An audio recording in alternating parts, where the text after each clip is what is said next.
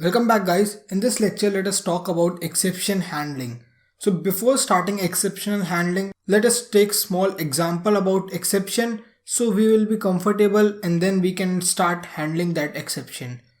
Like if I want to divide 10 by 10, you can see I got my result in float in just a second.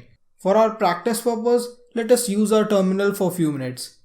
And if I try to do 10 by 0, you can see I got my error, that is zero division error, and this is one of the subclass of our exception class. Now if I try to do something else, maybe I try to define A as a list, and then with this random list, if I try to perform some method which doesn't exist, let us see what error we are going to get.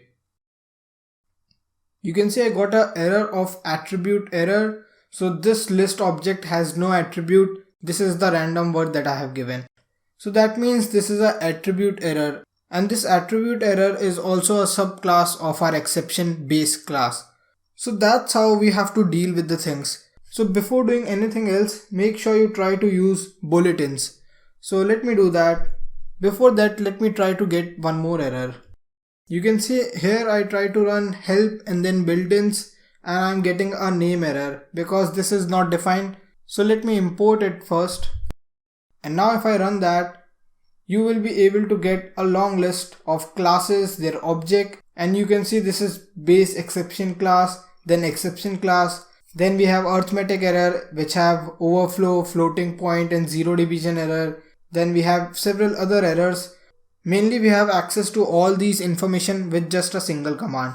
You can also run these type of code in your Atom with the help of a simple command. Just type Python and you will be inside your Python shell in your terminal itself.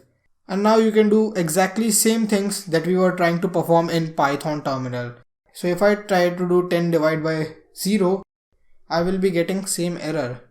So I hope now this was something helpful for you. Now you understand about base class, then we have exception class, and then we have these type of classes. So this will help you to define a exact exception and we'll be handling that.